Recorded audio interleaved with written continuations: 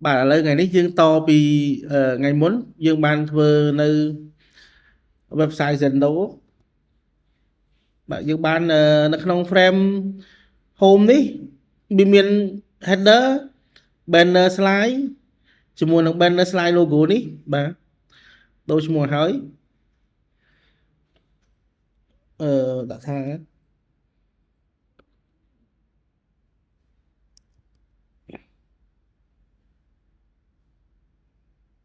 logo chỉ một đó bà hay tao máu miếng là category bà chân này nó dương to thiết dương to thiết dương to vì category đường máu cứ dương miếng như ở đại vò bà giống như chập đám thơ to to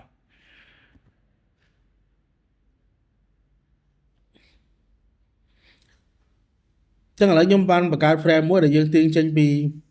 dương tiên chân vì category đi hay dương đôi mua vía đã thá như ở đại vò chẳng như ở đại vò nắng nằm lục chính sánh như ở đại vò nắng dương thợ miền cả lắm buồn bà miền buồn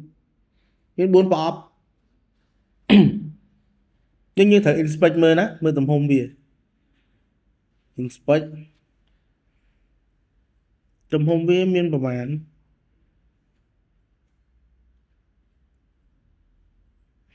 600គុណឲ្យ311គុណឲ្យ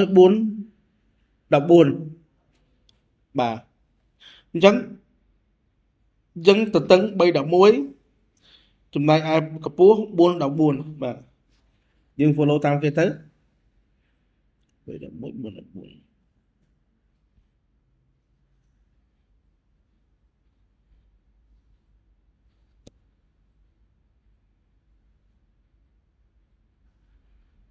ចឹងយើងអាចគូបអប់មួយឲ្យហើយ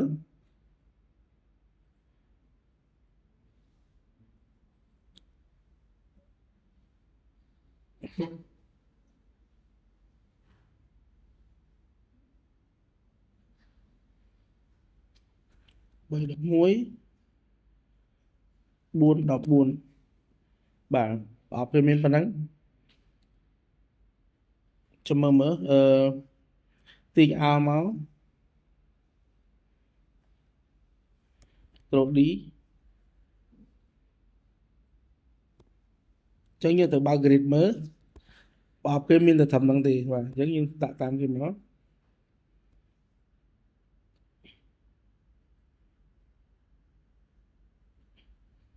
បាទយើងដាក់ចឹងសិនហើយតមកយើង select វាទាំង4មក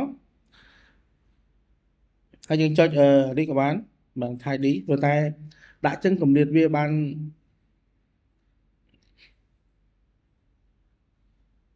បាទនេះមិនត្រូវប៉ុន្តែកម្រិតនេះវាដូចជាជឿពេកអូប៉ុនគេគៀកដែរបាទប៉ុនគេគៀកដែរណាអត់អីអូខេណាមើលចូលបន្តិចហ៎ចឹងយើងចូលបន្តិចតាមគេបាទ fit đấy មិនមើលឲ្យស្អាត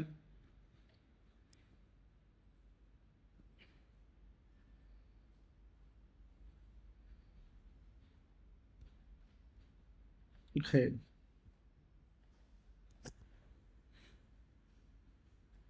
អញ្ចឹងយើងចាប់ដើម copy រូបមកដាក់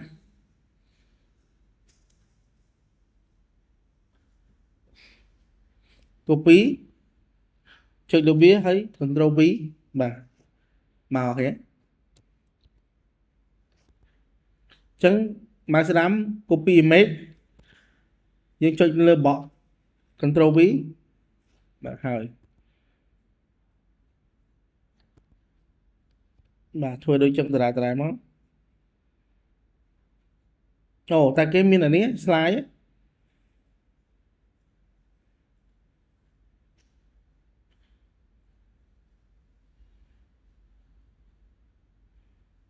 គេ slide គេរត់ម្ដង4តែម្ដងឥឡូវយើងធ្វើប៉ុណ្ណេះសិនធ្វើចេញប៉ុណ្ណឹងសិន តមកយើងមើលមានអីទៀតទៅបន្ថែម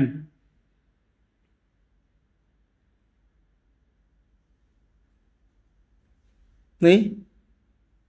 បាទ title នេះហើយជាមួយនឹង paragraph ហើយជាមួយនឹងពណ៌វាដែលគេមានពណ៌ហើយនឹងរូបបេះដូងបាទអញ្ចឹងយើងធ្វើអាហ្នឹងមក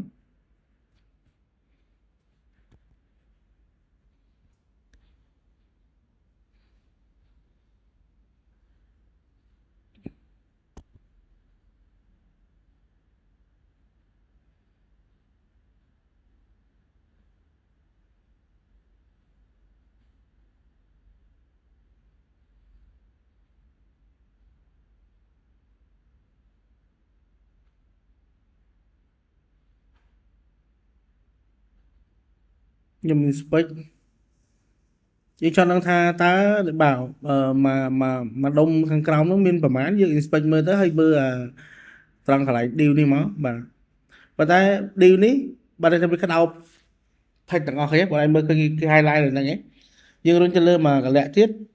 គឺវាឃើញនៅទំហំ deal នោះទាំងអស់តែក្នុងហ្នឹងគេគិតតាំងពីmargin padding អីទាំងអស់អញ្ចឹងបង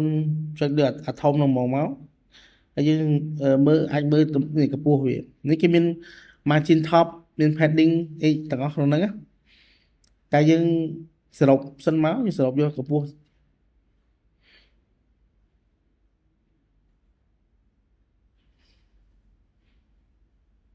បើយើងមើលទៅយើងគឺ74.8ហ្នឹងបូកជាមួយនឹងនេះ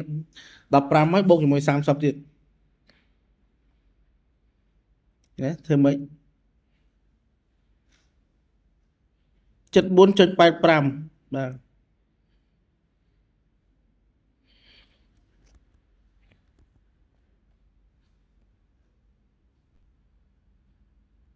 សុំគូប្រអប់មួយ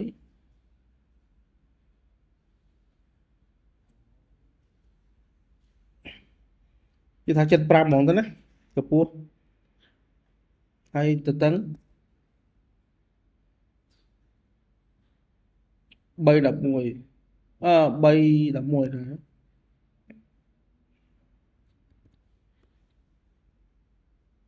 បាទបងឃើញទេនេះដាក់មកចំហ៎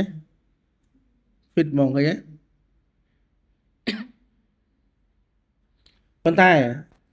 ដូចខ្ញុំនិយាយអញ្ចឹងក្នុងហ្នឹងគេបានបូកជាមួយនឹងគេបានដាក់ជាមួយនេះ margin top ខាងលើដក clear មក15ខាងក្រោម30អញ្ចឹងយើងបូកមកបងចុចអាហ្នឹងបូកនៅកន្លែងកម្ពស់នេះយ៉ាបូក15បូក30បាទទាំងអស់120អូខេស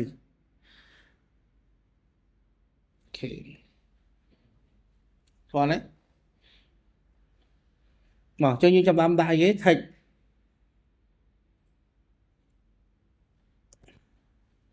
US តម្លៃ US 19.59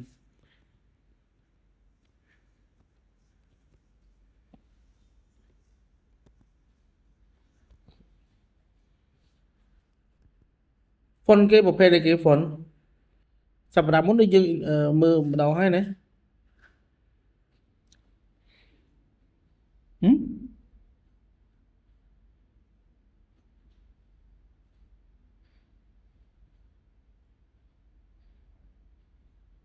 sensitive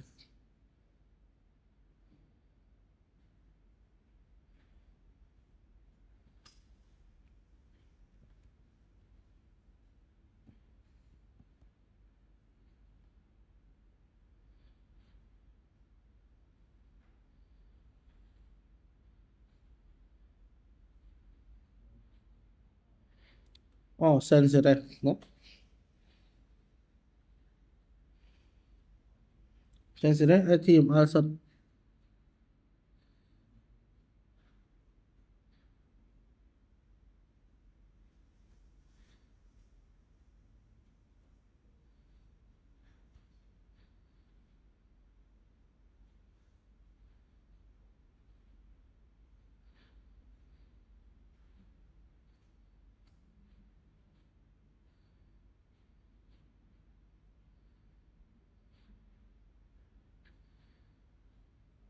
Ồ, Helvetica mà.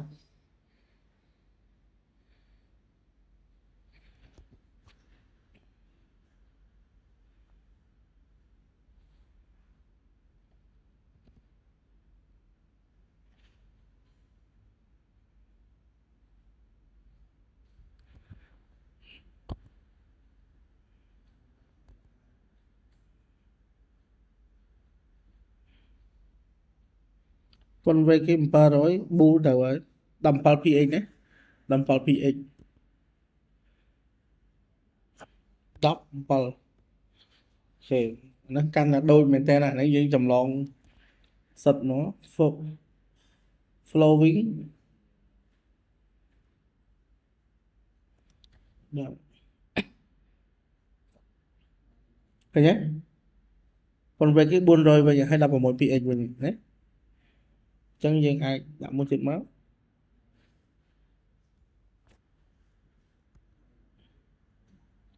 Regular rồi có lái. Đọc vào mỗi PX. Được chưa regular thế đó. Regular rồi.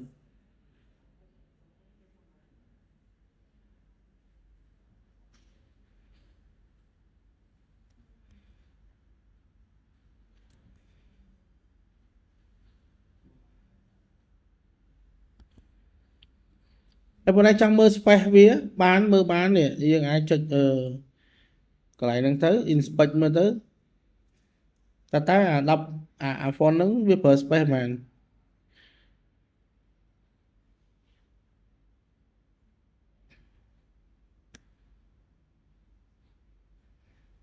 Vùng nói với đạn.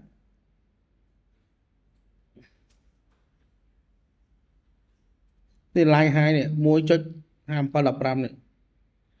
Nhớ bốn. Lấy với đạn cho sân rồi. Đấy.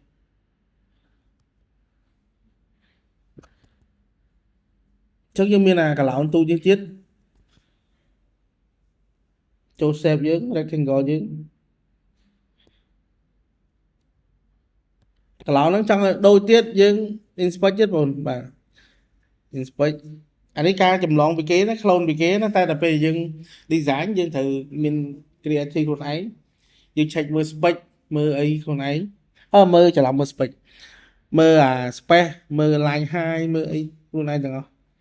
tầm áp về để dân design cứ follow tôi ta mà vậy thì dân bán cầm bóng được không chẳng bà không có ốp nít đôi chỉ kê do tầm hôm đập 4 con đập 4 nhé bây giờ nhóm tạo mai nó mất hay nó khinh cả lỡ vào đâu ấy đập 4 con đập 4 hay color hay nâng border do zone cho 5 rồi nè mà đã 4 cho được 4 tờ ấy nhưng cú tờ rồi mà hai dương vô boy cái black biên biên cao một tích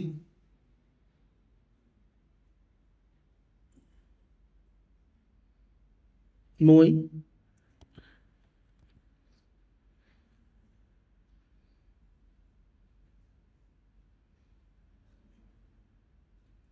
mà bấy ấy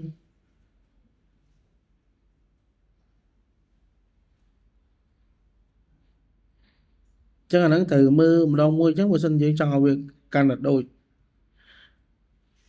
buồn vì anh đấy anh ấy cái hai thang còn là border ready hoặc là anh cao đó các bạn border ready nè còn đấy cái hai thang corner ready và trên cái dấu 4 ai cái bán tiếng phí và tiếng phí cái đại po một chiếc po như trong nó po chứ inspect mà po mà buồn ăn vào bãi đấy nè po kìa chẳng những cho select máu iPhone ai nè đâu ở lại ninh mất á châu ở lại RGB đâu máu bạn po năng nhưng mày copy hashtag các bạn này copy ta có hashtag cái máu đại liệt nhé bạn po năng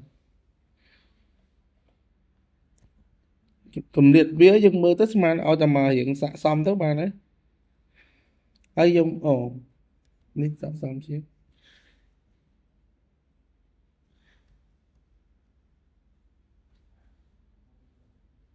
ខ្ញុំគ្រប់វាមួយបាទគ្រប់ Ctrl G ខ្ញុំ select វាទាំង3ហ្នឹងមកហើយខ្ញុំនេះ tidy វាមកស្មើអានេះគេដាក់ពណ៌សហ៎បាទ W Y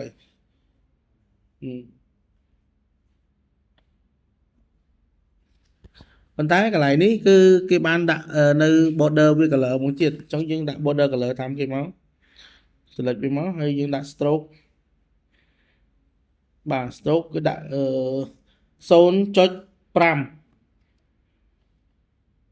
ណាបាទនេះ inspect 0.5ហ្នឹងគេដាក់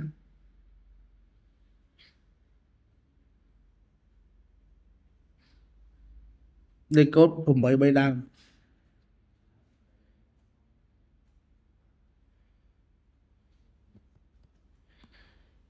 វារៀង gray តិចវាខ្វែទៀតអឺបេះដូងដូចជាយើងមានហើយនេះ copy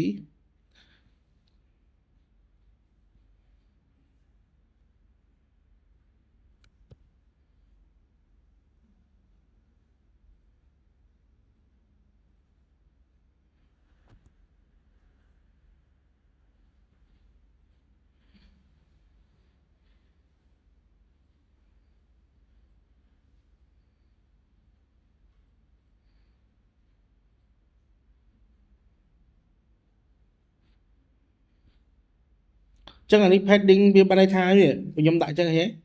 padding វាចេញពីកន្លែងបន្ទាត់បងឯងមើលណាអាកន្លែងអក្សរនេះវាអត់ទៅស្មើនឹងរូបភាពទេអញ្ចឹងគេដាក់ 10px បាទតែខាងស្ដាំដៃនេះគឺកឹបនឹងបន្ទាត់ឃើញទេបាទអញ្ចឹងយើងទាញអានេះឲ្យវាមកដែរមកឃើញទេតែពេលឥឡូវនេះគឺយើងដាក់កម្រិតមក 10px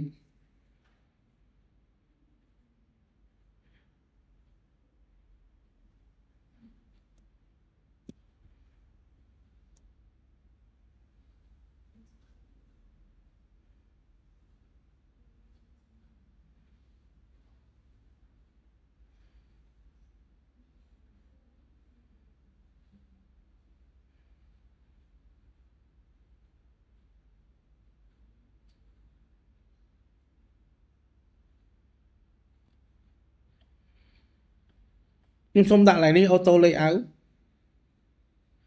ឬក៏អ្នកនរអត់ទាន់ស្គាល់ auto layout បាទអូ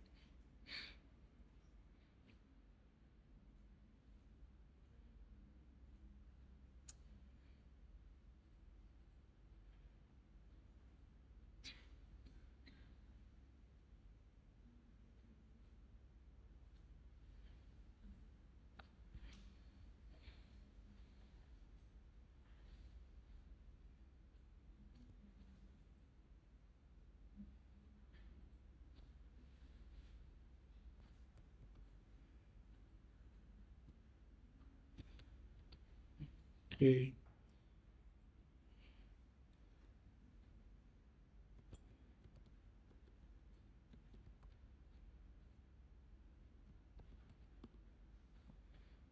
ខ្ញុំដាក់ឈ្មោះថា price box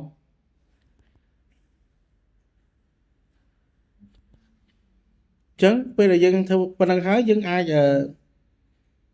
បេះដូងវាធំតិចហ៎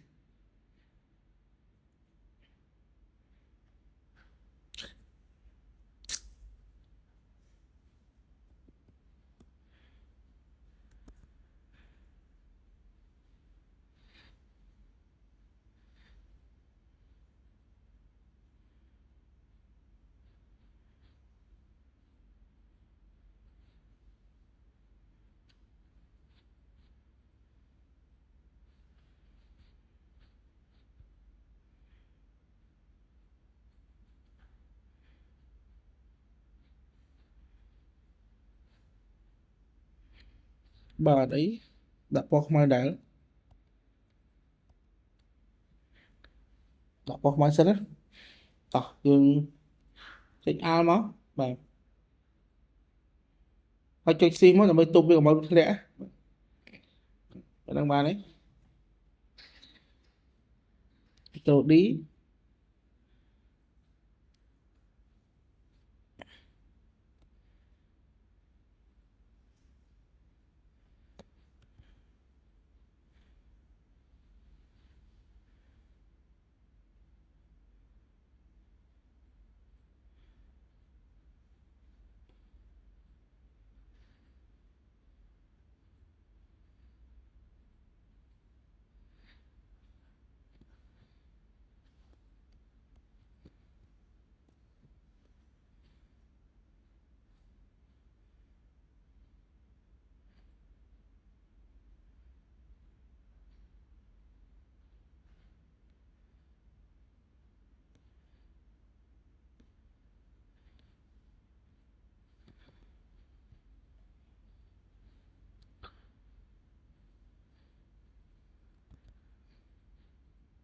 color នេះ new arrival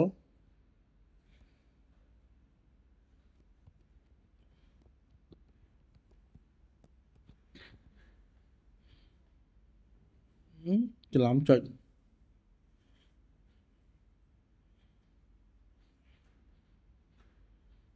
shop board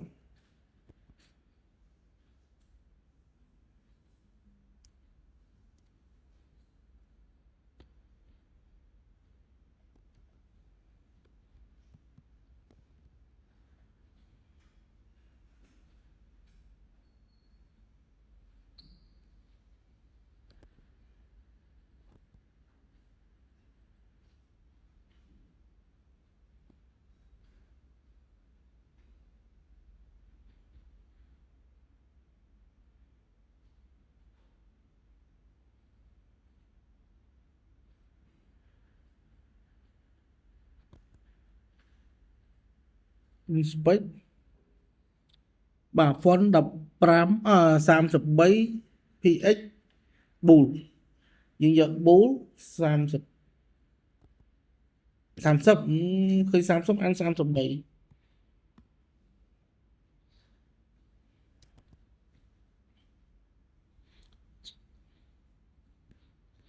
ប៉ះទៅមកនេះ website លឿនណា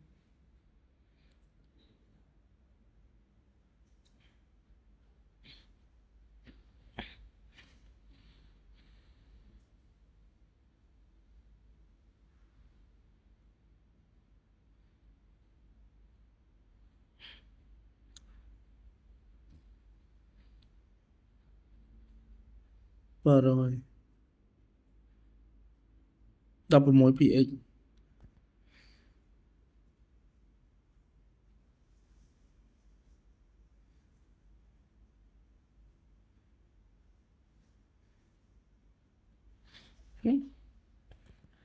space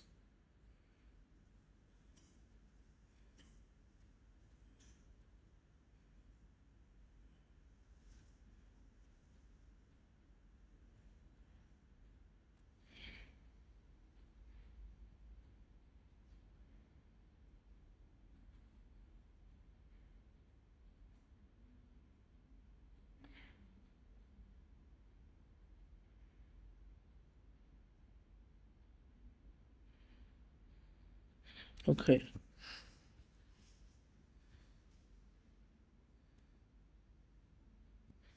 group ណា group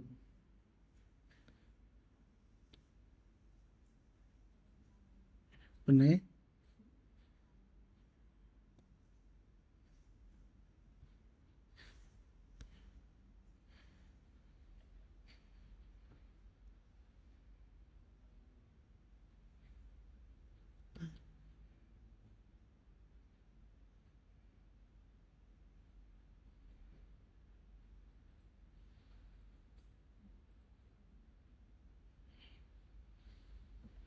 គិតថាប៉ុណ្ណឹងបានហើយអូខេបានហើយ G ហើយបាទនេះសិនអញ្ចឹងយើងយកវាមកដាក់នៅក្រោម category ប៉ុន្តែយើងត្រូវស្រែនេះសិនព្រោះនេះក្តៅវានេះឃើញទេយើងត្រូវស្រែវាសិនអាចគ្រប់វាហើយទៅបាទគ្រប់វាហើយយើ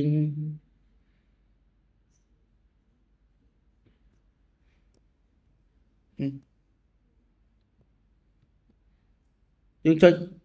អានេះបើសិនជាវានេះអ្នកនរនេះឃើញមានបញ្ហាវាតែវាអាបេះដូងហ្នឹងពេលដែលខ្ញុំនេះពេលដែលខ្ញុំទាញអា frame ហ្នឹងឡើងអាបេះដូងហ្នឹងយើងវាដើរតាម frame ហ្នឹងអញ្ចឹងចង់ fix កន្លែងហ្នឹងគឺយើងត្រូវចុចcontrol ឬក៏ command នៅក្នុង make ណាបាទ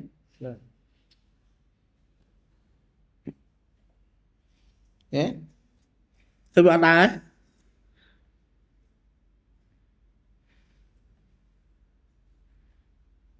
អូខេចឹងកន្លែងនេះដែរកន្លែងធំបដោតរួមធំយើងទាញមានតម្លាក់ចុះមកមើលមានអីតាមវាអត់បើអត់មានអីតាមវាទេអូខេយើងអូសមកទៀតណាហើយយើងយកអា new arrival នេះចេញអាវវាមកទាញវាមកចូល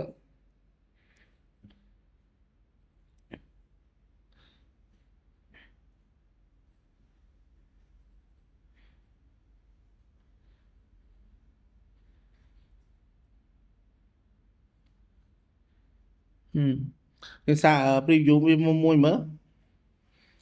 ហេអូខេបានទេប៉ុណ្ណឹង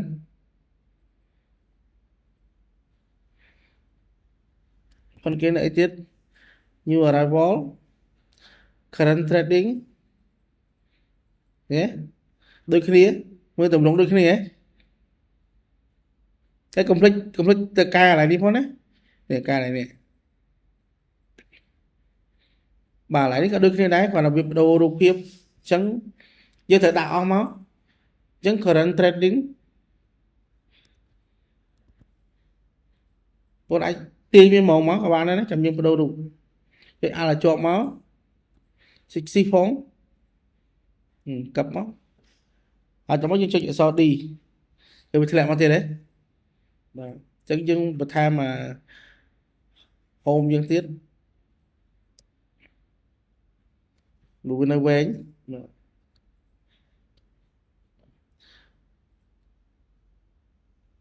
បាទ select ដល់មក intro A pro V current trending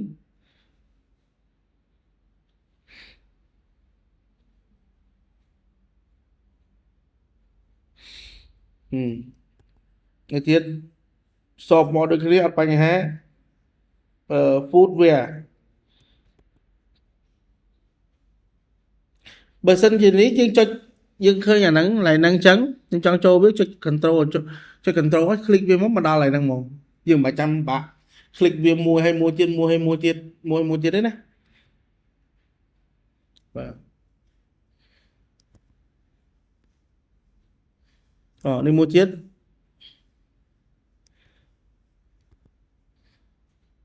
អត់ស្អាតបាន copy អានេះ copy សិនទាញមួយសិនមើលខ្ញុំចុច control តែមួយមកដល់មកឃើញ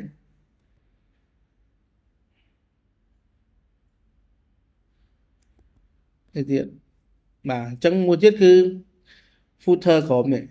អញ្ចឹងឥឡូវនេះបងឯងអាចធ្វើសិនទៅកំឡូវថាមើលខ្ញុំយូរបាទ